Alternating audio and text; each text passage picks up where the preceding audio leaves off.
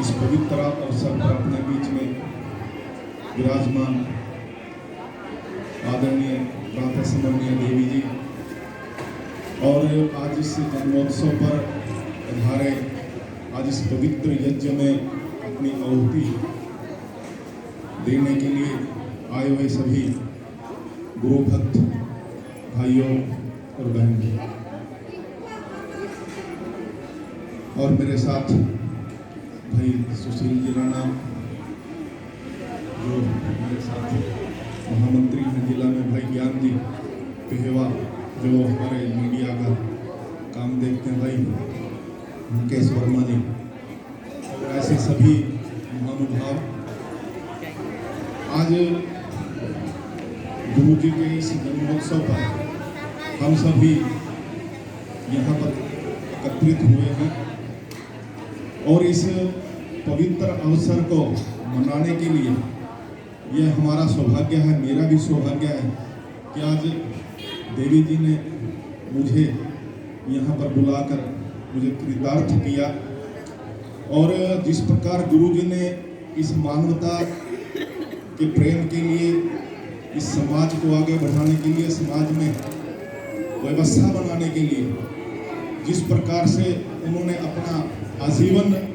प्रयास किया, अपना जीवन दिया। और अभी देवी जी बता रही थी कि बेटी बचाओ बेटी पढ़ाओ, जिस प्रकार से गुरु जी ने उन दिनों इस प्रकार से बेटियों को बचाने के लिए, बेटियों को आगे बढ़ाने के लिए और जिस प्रकार का भेदभाव उन दिनों बेटियों के साथ किया जाता था और कई जातियों में तो ऐसा था कि बेटी का पता लगते ही उसे गर्भ में या फिर पैदा होने के बाद उसको मार दिया जाता था। इस प्रकार का भेदभाव जो था समाज में था और उसी प्रकार से इस प्रकार सती प्रथा जो थी वो भी समाज में एक कुरीति थी और उसका भी उन दिनों के जो हमारे सामाजिक, हमारा समाज को आगे बढ़ाने वाले जो इस प्रकार के संत थे, तो गुरु ब्रह्मानंद जी भी उन्हीं संतों में एक थे और उन्होंने जो भी कुरीतियां समाज में थी, चाहे दहेज प्रथा को लेकर, चाहे सती प्रथा को लेकर, चाहे बेटियों को इस प्रकार से वध करने की जो कुरीतियां थी, उन सब को दूर करने का उन्होंने एक तरह से संकल्प लिया और जागृति समाज में पैदा की। और जिस प्रकार से गौ सेवा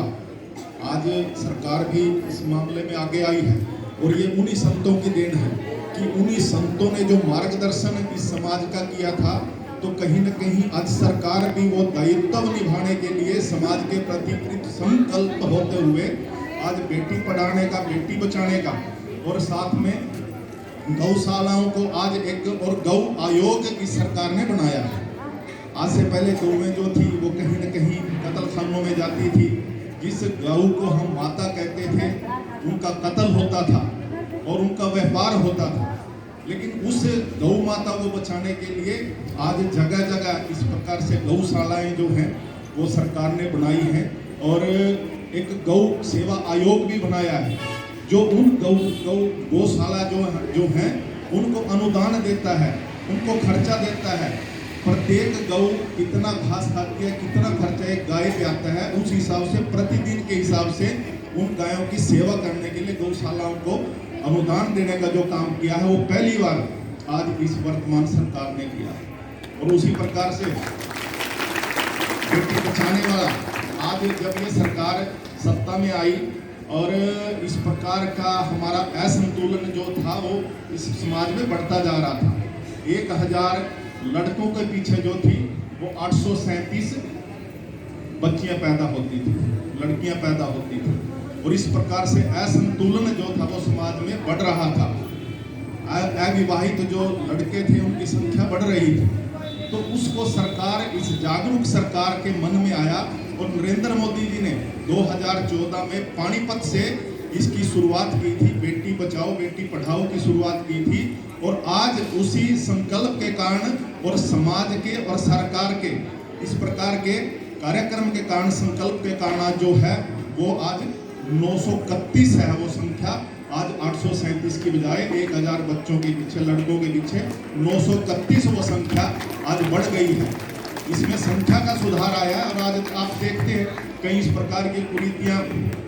इस प्रकार के अल्ट्रासाउंड के कितने ही इस प्रकार के जो गोरख धंधे जो खुले हुए थे, आज सारे के सारे वो प्रतिबंधित किए हैं। और यहाँ तक कि यूपी और आसपास के प्रदेशों में भी उनको प्रतिबंधित करने का जो काम है वो आज सरकार ने किया है। और आज उसी के वजह से आज बेटियों की संख्या जो है वो बढ़ रही है। और इसके साथ साथ शिक्षा,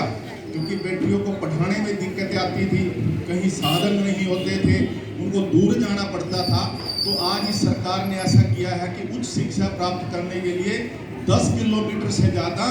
बेटियों को पढ़ने ना जाना पड़े, इसके लिए हर 10 किलोमीटर पे लड़कियों का कॉलेज खोलने का जो काम है आज इस सरकार ने किया है। और उसके साथ अलग से लड़कियों के लिए बसें फ्री में जो उस कॉलेज तक बच्चियों को लेकर जाएगी, ये प्रावधान भी आज इस सरकार ने किया है। तो वास्तव में आज जो ये सरकार है वो आज गुरु ब्रह्मानंद जी के और उन तमाम मनीषियों के, तपस्वियों के, उन सब संतों के मार्गदर्शन पर आज ये सरकार काम कर रही है। तो मैं आज आप सभी को गुरु ब्रह्मानंद जी के इस जन्मोत्सव पर, और आप भी इसी प्रकार से गुरु जी के ने जो रास्ता दिखाया है उस मार्ग पर चलते हुए सारे के सारे समाज को आगे बढ़ाने का काम करेंगे, समाज में व्यवस्था परिवर्तन करने का काम करेंगे, समाज से कुरीतियां समाप्त करने का काम करेंगे। तो आप सबका बहुत बहुत धन्यवाद। ओम।